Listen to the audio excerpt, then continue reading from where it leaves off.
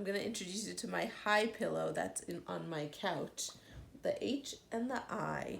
I like this pillow because it greets everybody when they come into my house, and I get to say hi, and I get to say hi to you. So, how are you? Let's start with our calendar song, and then I'm going to read you a book. January, February, March, April, May, June, July, and August, September, October, November, December. These are the 12 months of the year. Now, I'm going to trick you today because I'm going to sing a different 7 days of the week song. There are 7 days. There are 7 days. There are 7 days of the week.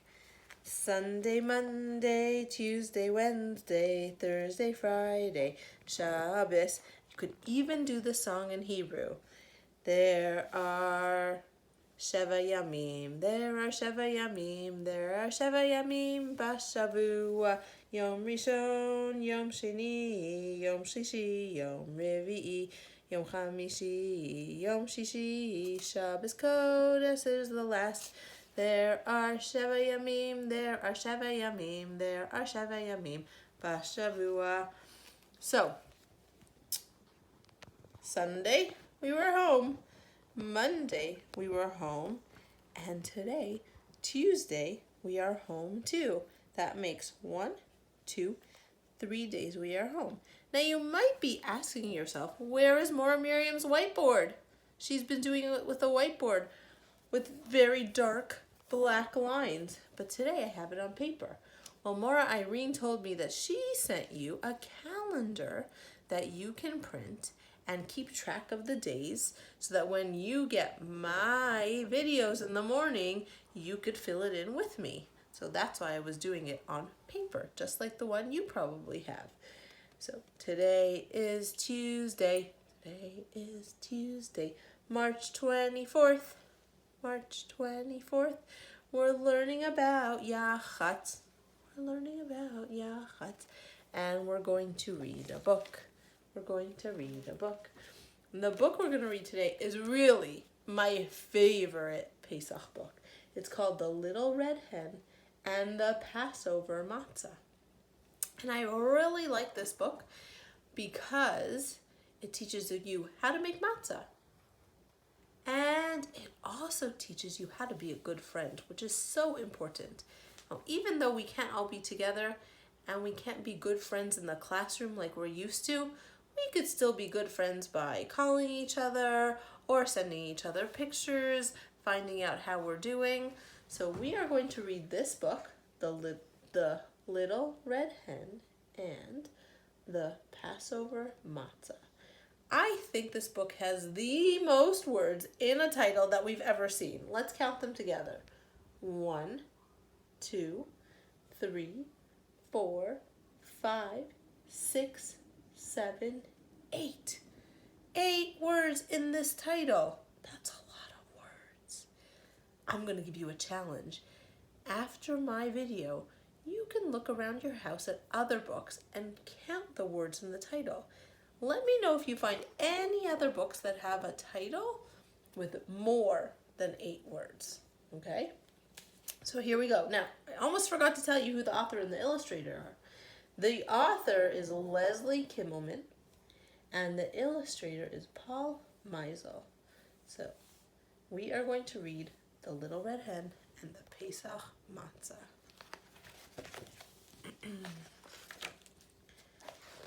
You could see how much I love this book. It's kind of falling apart. I have to be so gentle with it.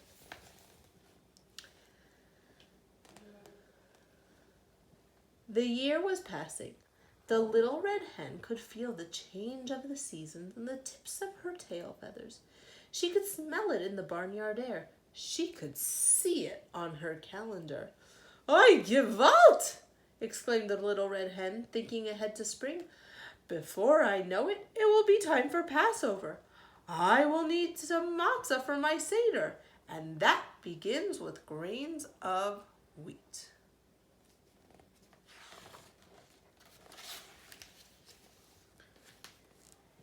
In the corner of the chicken coop, The little red hen kept a small pile of grains safe from wind and water.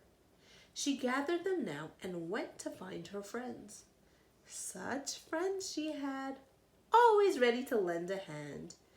"Who will help me plant these grains?" she asked them. "Not I," said the sheep. "Sorry, bub," said horse. "Think again," said dog a little bit rudely. The little red hen was not happy. Okay, she grumbled. "I should worry. I'll just do it myself." And the little red hen planted those grains. Now, if you remember from the video that I sent you yesterday, or maybe you watched it this morning, we did a science experiment where we mixed flour and water. And we learned that anything that mixes flour and water together for more than 18 minutes becomes chametz. And so I think the little red hen was keeping her grains safe from water and wind so that it would not become chametz. But let's see what happens. Months passed. The sun shone, the rain fell, and the grain grew tall. The little red hen waited patiently. Finally, there was a field of wheat ready to be harvested. The little red hen went to find her friends. This time she was sure they'd lend a hand. "Who will help me cut the wheat?" she asked. "Not I," said the sheep. "Sorry, bub," said horse. "Think again," said dog a little bit rudely. "We're your friends, not your servants." The little red hen was definitely not happy. "Frenchmen," she muttered, "I'll just do it myself." And the little red hen cut the wheat. She's getting ready to cut the wheat. Now she has to really be sure not to mix the wheat with any water. The wheat was ready for the mill. The little red hen gathered it together and went to find her friends. "They'll help me. They won't disappoint me again," she told herself confidently. "Who will help me carry this wheat to the mill?" she asked them. "Not I," said the sheep. "Sorry, bub," said horse. "Think again," said dog a little bit rudely. "We're resting." I don't know if they are such good friends. What do you think? The little red hen was really not happy this time. "I should live so long," she fetched, "to see this bunch of lazy no-good-nips put in an honest day's work. I'll just do it myself." The little red hen took the wheat to a special Pesach mill, where a miller ground it into flour. Then she schlepped that flour back home in a big, heavy sack, clucking to herself all the way. Now, would you be happy if you had to get something done and wanted help from your friends and everyone said no? How would you feel? I don't know how I would feel. I think I would feel like the little red hen. I wouldn't be so happy. Before she knew it, it was spring, the morning of the first night of Pesach. The little red hen had cleaned her house top to bottom. There wasn't a crumb of bread to be found anywhere. "Time to make the matzah," the little red hen announced to her friends. "Who wants to help?" Everyone deserves a second or fourth chance, she reminded herself. But what do you think the little red hen heard? That's right, she heard it. "Not I," said the sheep. "Sorry, bub," said horse. Left dog, more than a little bit rudely. "Think again." The little red hen was not happy. She was not surprised either. Okay, she said. "So I should starve? I'll just make it myself." Here we go. The little red hen is making it now. The little red hen washed up carefully. She put a big bowl on the kitchen table. Then she set her timer. You got it, for 18 minutes. According to Jewish law, Passover matzah had to be finished in just 18 minutes. The little red hen mixed the flour and water. Quickly, quickly, quickly. She kneaded it. Quickly, quickly, quickly. She rolled it out nice and flat. Quickly, quickly, quickly. She pricked it all over. Prickly, prickly, prickly. She put it into the oven to bake.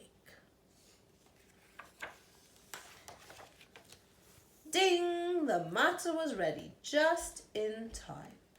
Then the little red hen prepared the Seder dinner.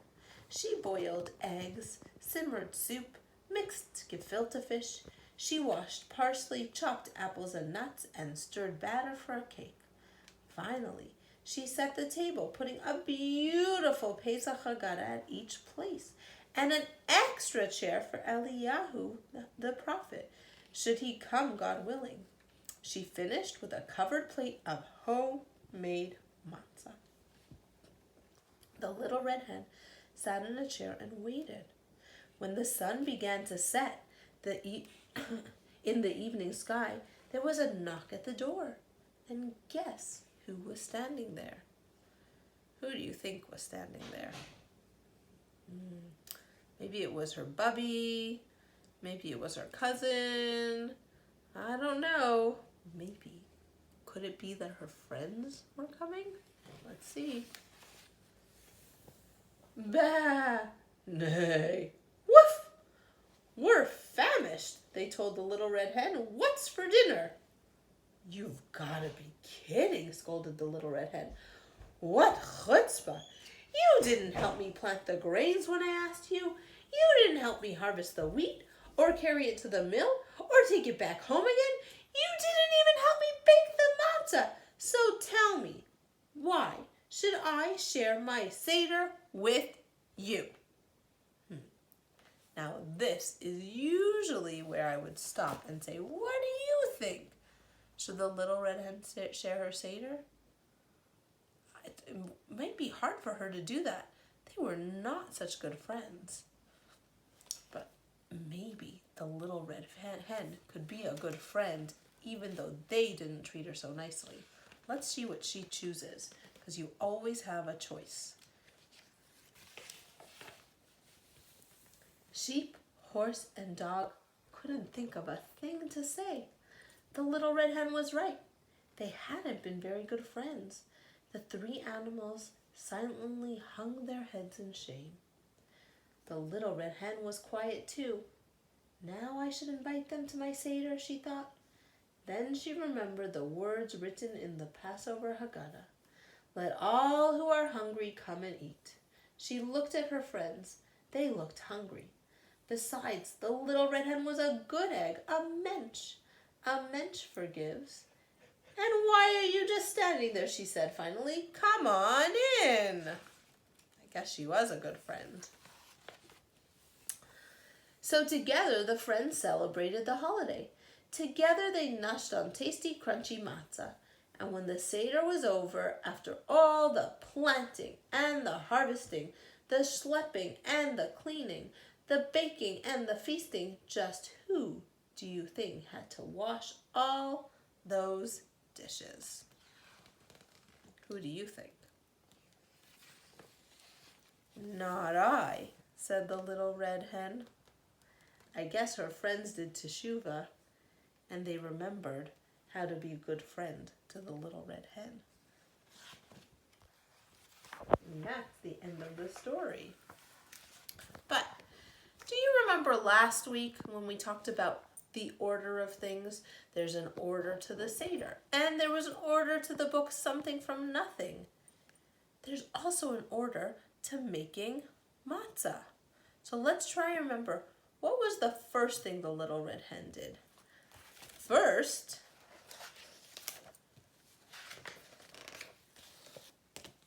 she took her grains. And what did she do with them? She planted them in the field. And then she had to cut them down. So she cut them. And she took them to the mill. And the mill took the grains and turned it into a big bag of flour. And once she had the big bag of flour, she could mix it with water, flatten it out, roll it, poke it, and put it in the oven. So that way it is all ready for her Pesach Seder. I hope you enjoyed this story. I'm excited to read some more to you later. Have a good day.